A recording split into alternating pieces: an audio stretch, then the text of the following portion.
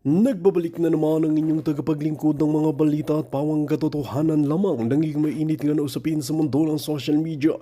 Talaga naman na hindi nga nakapalag itong si Soto kay Rodante Marcoleta.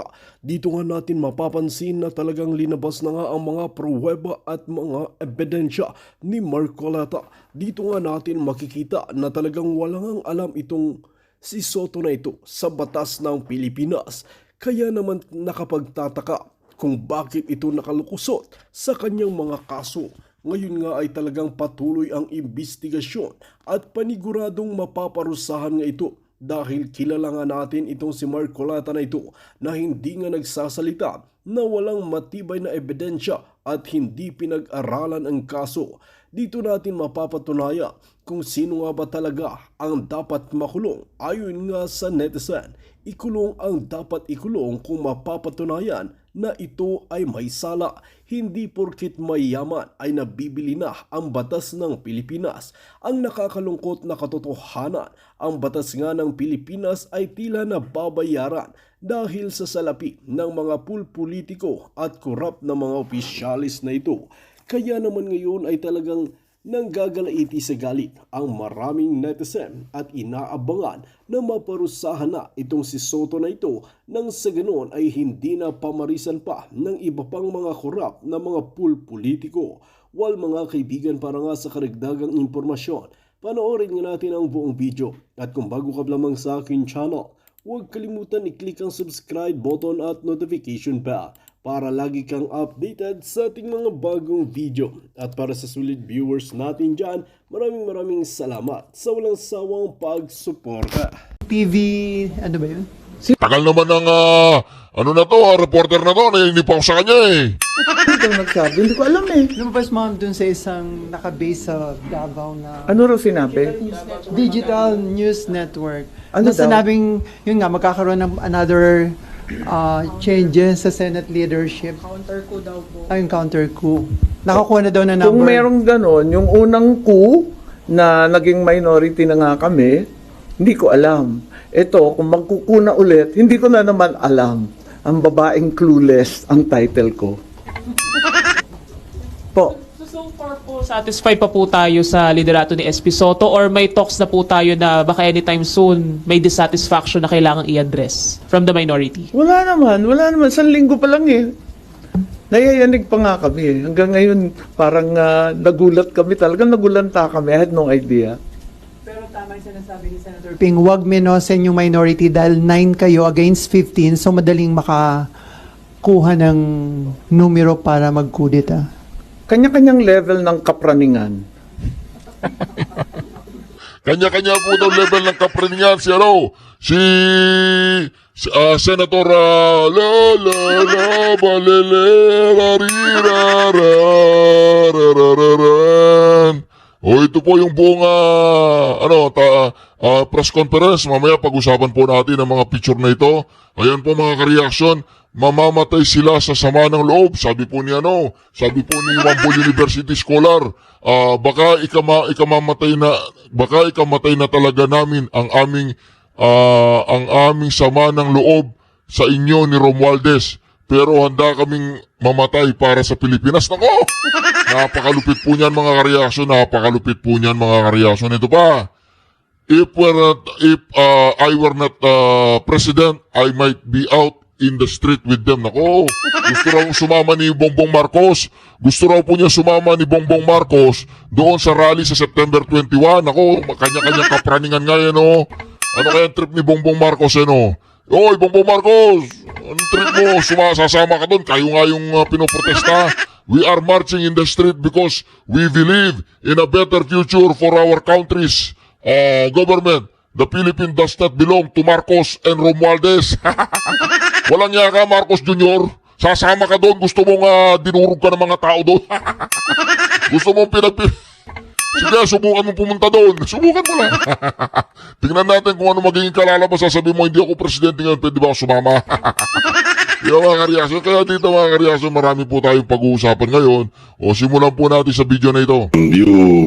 I don't think everyone was satisfied as far as the chairmanships were concerned. You know, maraming factors Hindi ko kasi alam kung bakit sinabi ni SP Soto na tingin namin mali yung direksyon. Marami raw dissatisfied sa mga kasama namin. Sino kaya yung kasama namin dissatisfied? Baka si House Speaker Romualdez lang dissatisfied doon sa paraan ng aming pag-imbestiga. Nako. Yung Senate President daw na si Romualdez, baka sila nga dissatisfied. Mantakin mo yan, pinaiya siya niya, no, ni Senator Marcoleta, Vice President Marcoleta pala. Linawin din. Kaya ito ang dahilan kung bakit ko kayo pinatawag sa isang press con. Ito po mula sa ANC Head Start. Interview ni Miss Karen Davila about the Blue Ribbon Chairman being Hoy, Karen Davila, makinig ka dito ha. Puro ka kasi diskaya ng diskaya, nakasalanan mo yan.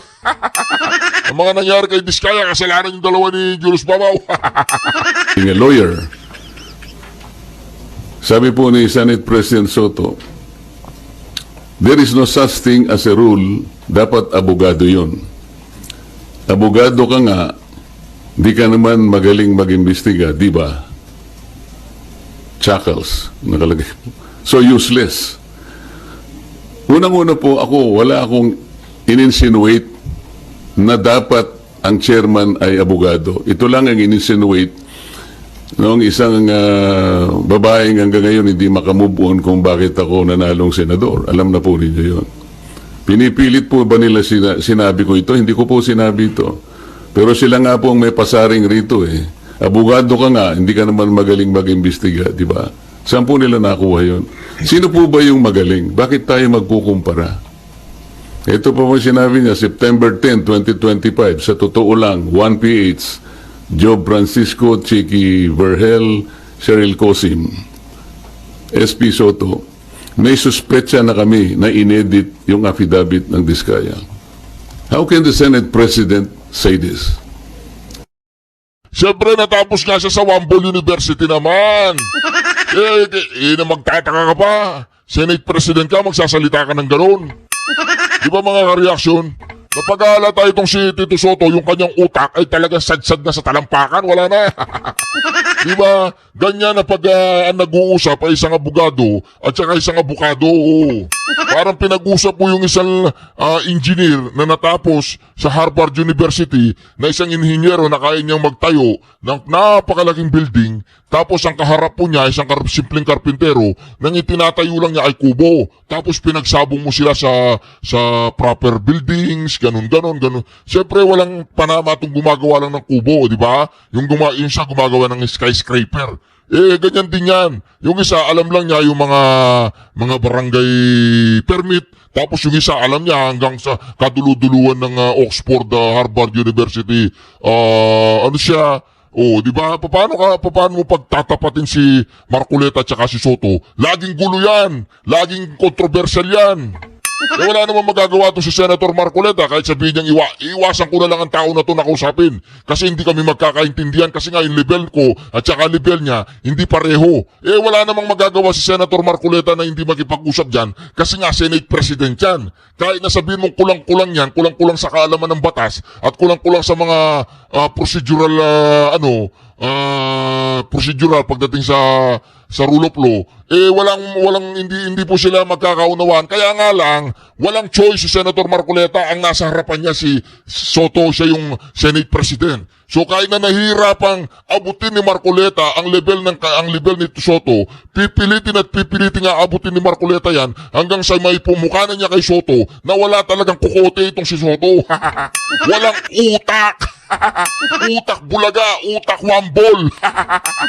Utak magitbulaga ka na lang, Tito Soto. Hindi ka na lang magitbulaga, ngawa ka na ngawa dyan. Wala kang delikadesa, wala kang alam. What is his basis for doing this? This is a serious charge. Serious charge. Ulitin po natin. Ulitin natin para maunawaan natin at ma-understand. Ito ba, ulitin natin.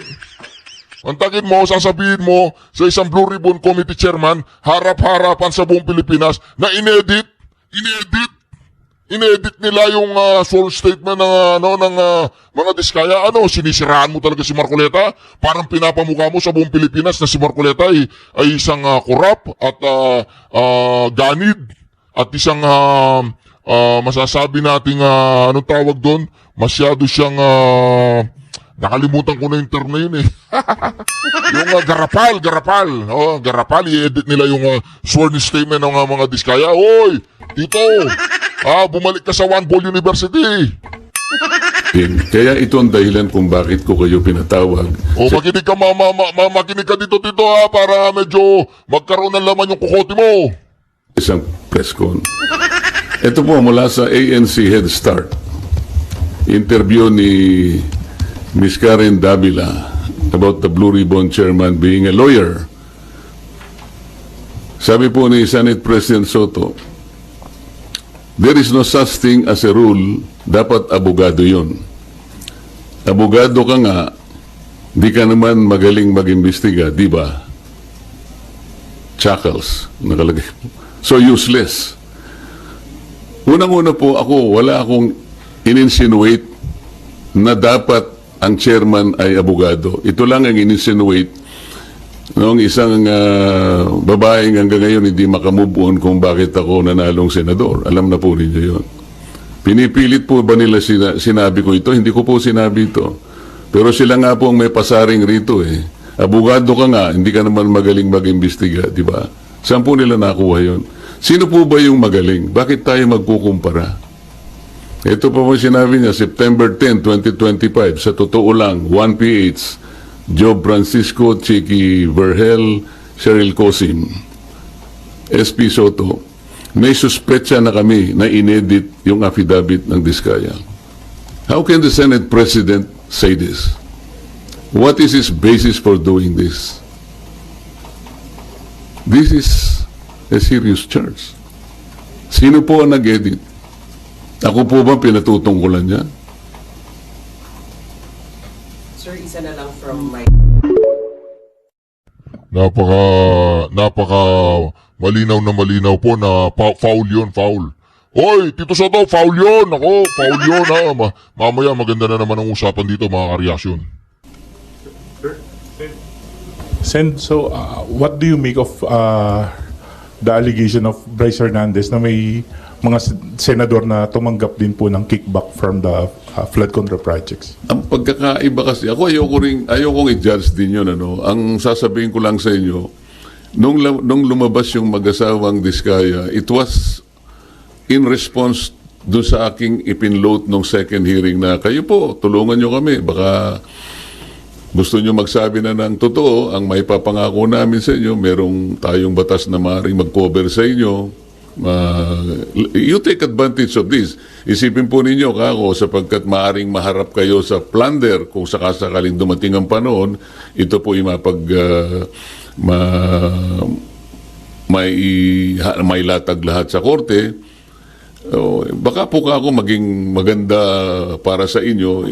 Walang madali. Pare-parehong mahirap to. Ngunit makakapamili kayo, maaaring makaiwas kayo sa criminal prosecution, maaaring ang gawin na lang ng gobyerno ay civil liability na lang. So, in response to that, parang in-explore naming possibility, may lumabas nga. Ito nga yung Diskaya. Ang totoo nun, mayroon pa nga gustong magsalita pa, pero ang sabi ko nga sa kanila, mag-unahan kayo kasi kung halimbawa ma-establish na namin na ito'y sapat na, hindi na namin kailangan yung iba, di ba? Kasi isa sa mga requirements ay yung masasubstantiate yung mga in material points, lahat ng mga premises. Kung na-establish na halimbawa sa magitan nito, kalabisan na yung iba pa. Kaya namin pinload yun. Ngayon, yung paglabas ni Diskaya, wala siyang, hindi siya under custody di ba? So inaakala namin voluntary talaga. Tsaka sumulat siya sa akin, talagang voluntaryo. Inamin niyang voluntaryo sa sarili nila na gumawa ng pagsasalaysay. Samantalang si Bryce Hernandez, under sa custody na siya ng Senate. Sa palagay mo, voluntary pa yon? Ako sa akin lang. Gusto kong ibalik sa inyo, voluntaryo pa ba yung Kaya ka, nandun ka na eh. Gigisain ka na naman ng House of Representatives eh.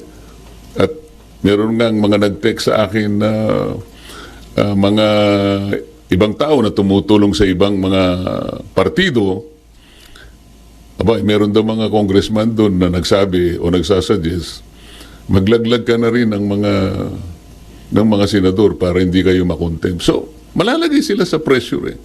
So kung tatanungin mo ako, palagay nyo ba kapani-paniwala? Hindi ko alam. Pero kayo ang makakapagsabi, alin ang mas magandang sworn statement? Yung hindi ka pa under custody o yung under custody ka na? Doon masasalamin mo ngayon kung alin ang mas voluntaryo. Alin ang mas totoo. Sir, hindi ba, Senator, mahalaga din yung ma-determine yung credibility ng isang nag-a-apply na witness? For example, itong Diskaya, si Sara Diskaya, puting asawa niya, they have been denying before that they own more than one company. Sabi na yung Alpha and Omega lang yung kumpanya nila. Pero later on sa Blue Ribbon, inamin po nila na siyam yung pagmamayari nilang kumpanya. Alam mo, yun nga ang korte na ang magdidetermine nun later on. Kami, nahangga lamang kami doon sa paggawa ng batas sapagkat ang aming direksyon is always in aid of legislation. Gusto kong malaman ninyo, there is a distinction between police investigation at saka yung investigation in aid of legislation. Ayokong magbigay ng insinuation dyan, but hindi ako marunong sa police investigation dahil hindi ako police.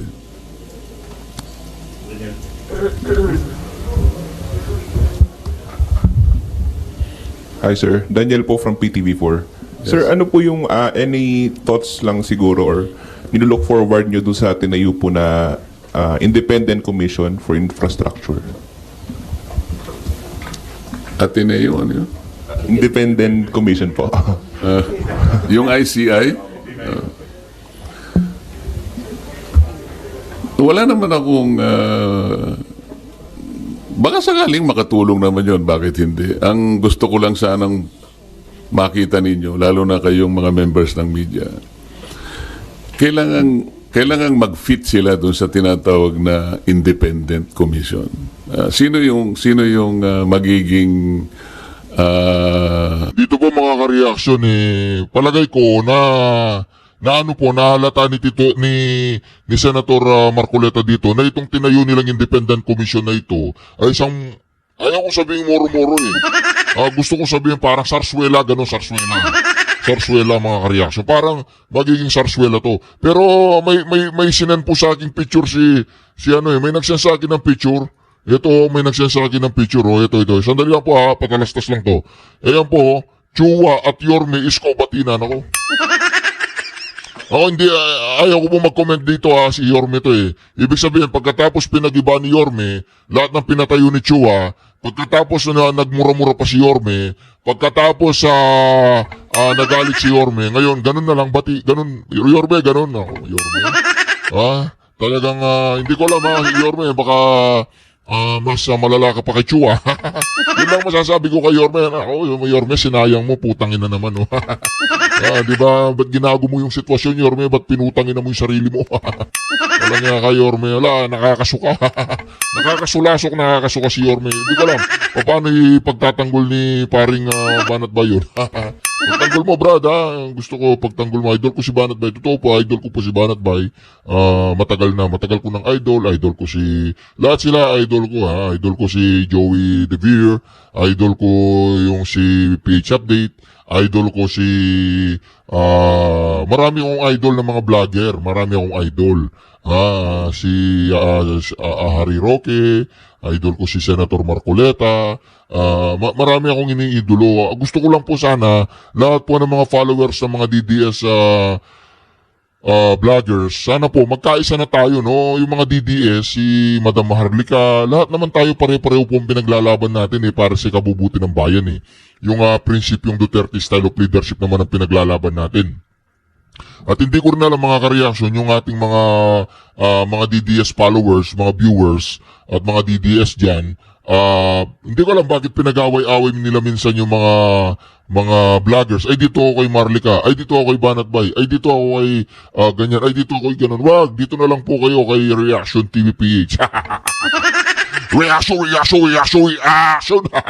May nakikita nga ako sa kotse nakatatak. Reaction! Ganon. Sabi ko, parang ano ko yun parang viewers ko yun Tapos sabi nakasulat si Baba, napakaganda po ng pag-uusapan natin ngayon.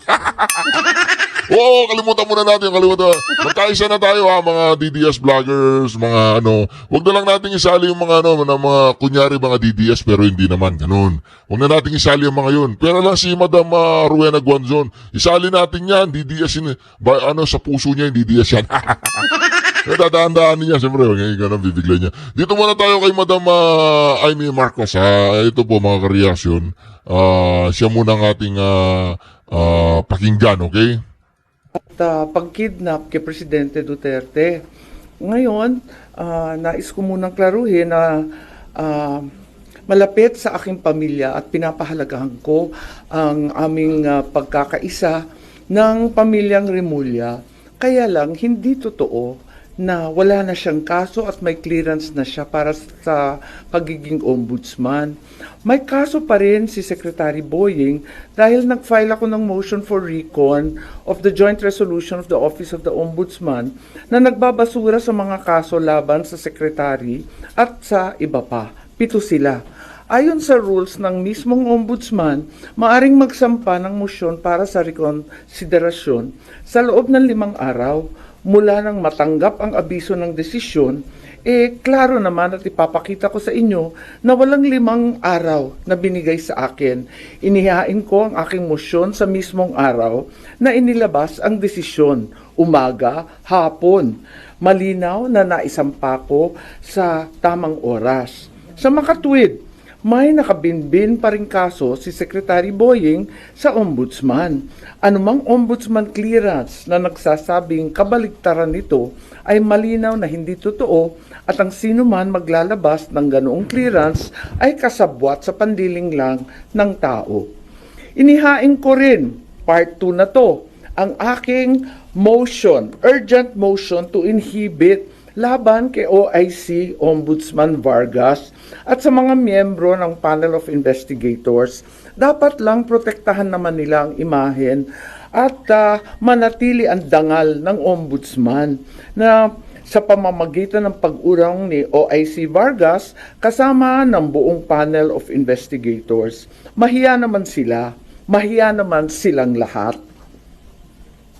Nais ko rin banggitin ang narito din, eto naman, yung final ni Mayor, Vice Mayor Baste Duterte sa OIC Mindanao na siyang natanggap na at narehistro na sa Ombudsman Manila.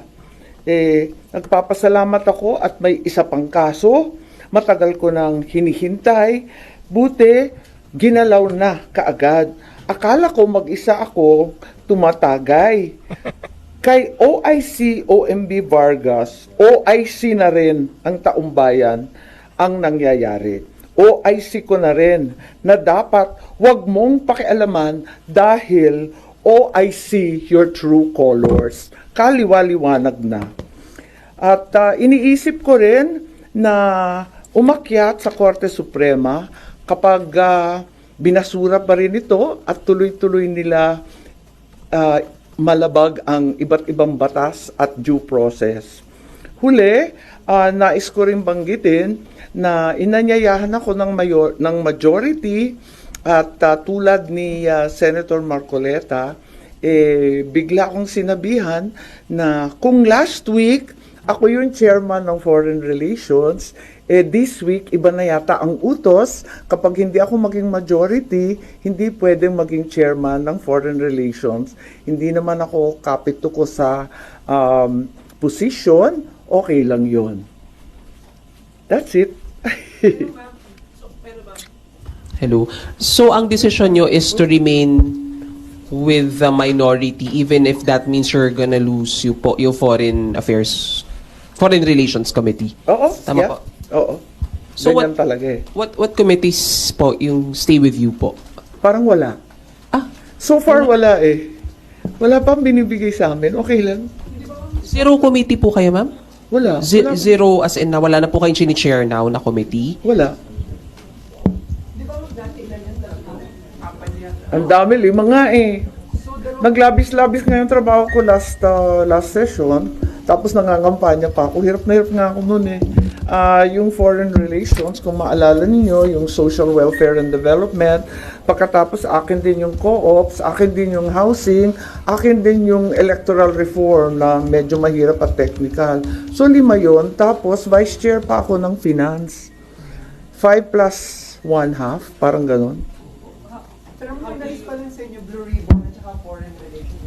Sorry? Yung labor lang at saka yung foreign relations. Tapos, ang nitong session na to, ang sinabi sa akin, foreign relations, labor, at co-op. Ngayon, ang sabi sa akin, wala na yung co-op, wala na rin yung labor, at ang sabi sa akin, baka yung overseas migrant workers, baka yung foreign relations, pero sumali muna ako sa majority. Eh, okay lang. Ganyan talaga ang buhay. Sanay ako sa minority. Sanay ako sa opposition. You're not open to join the majority. Parang nakakaya naman, babae kang tao. Pag sinabi ng jowa mo, ayaw ko na sa'yo, magpupumilit ka pa.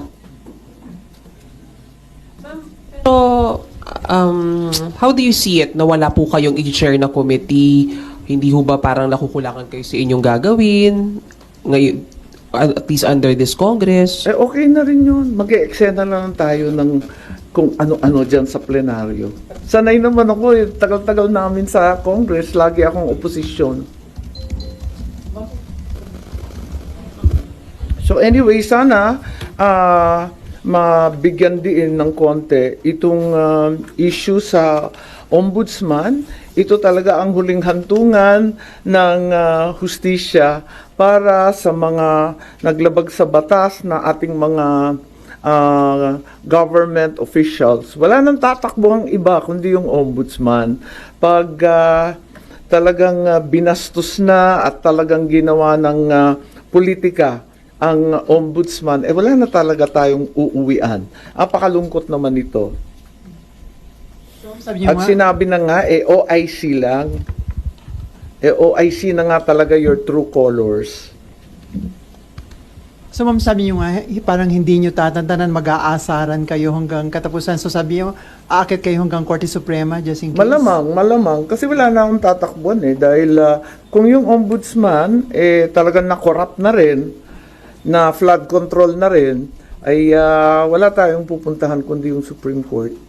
Pero with the dahil po nabuo na yung Independent Commission for Infrastructure, parang there is a necessity yata na magkaroon ng bagong ombudsman dahil makikipagtulungan ba yung ombudsman? I think may panel din ang ombudsman. Di ba nagtatag yung previous Deputy OIC Castillo, nagbuo rin yata sila ng task force single sa flood control investigation. Pero tuloy-tuloy pa rin, di ba? Inanunsyo naman ni Senator Ping Lacson at pati ng congressmen na tuloy-tuloy pa rin ang flood control investigation sa dalawang level ng Kongreso. So walang necessity na may ma-appoint na agad na ombudsman, ma'am? Well, parating maganda kung walang puwang, pero kung pipilitin naman at pipilitin, sa totoo lang meron naman kasi may regular rules. Pero ang balita, yung Deputy OIC na babae, yung si Castillo, hindi daw cooperative. Kaya biglang nailagay itong OIC Vargas. Nalulungkot ako kasi talagang umaasa tayo sa ombudsman. Lalong-lalo na sa mga panahong ito na umiiral lahat ng report tungkol sa corruption. Do you think good choice yung in-appoint ni Presidente na chairman ng ICI, si dating Justice Reyes? Siyempre umaasa tayo ng todo na kahit papano may lalabas. Ang lapsa ng sagot ko, no? Sorry.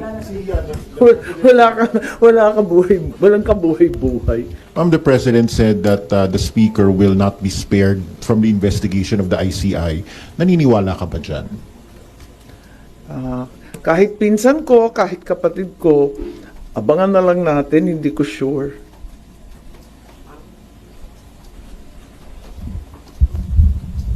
Ma'am, sorry, related lang po. Ma'am, you reposted a post from the election period. Yung pong sinabi nyo, hindi ito gobyernong Marcos, kundi gobyernong Romualdez at Araneta. May we know why you reposted the video yesterday? Wala, pinapaalala ko lamang na matagal ko nang sinasabi to. Maraming nalilito kung bakit ako ay tumututol sa napakaraming linalabas na polisiya ng aking kapatid. Tulad ng sinasabi ko, mahal ko ang aking kapatid. Hindi magmamaliw yan kailanman. Kaya lang, hindi ito ang turo ng aking ama. Kung buhay yung tatay ko, kaya ako pumunta sa puntod, sa libingan, talagang masasabon kami ng bonggang-bongga. Hindi talaga siya papayag ng ganito. Last na lang po. Ma'am, nakausap niyo na po ba yung kapatid niyo ever since nagsimula to yung mga flood control? Wala. Hindi na kami nagkikita. Hindi ako kumbidado sa Ilocos. Noong September 11. Okay lang kasi gusto ko naman pumunta sa talagang festehado. Yung tatay ko naman na may birthday, di puntahan sa puntod. At saka kasama ko, masaya. Masaya kasi lahat ng matatanda, nandun yung one and only Prime Minister of the Republic of the Philippines, si Cesar Birata, sina Jimmy Laya, sina Jerry Sikat ng dating NEDA na makapangyarihan at malaki. Lahat yun. Tapos yung mga dati niyang general, sumaludo pa nga, nakakatuwa nga ang tatanda na nila. So, masaya naman kami. Enjoy nga At saka maraming kinain ng mga Ilocano food. Ma'am, over the weekend lang, umugong yung posibilidad daw na magkaroon daw ulit ng coup. And being part of the minority, sinasabing si Senator Alan daw yung papalit. May ganyan bang usapan?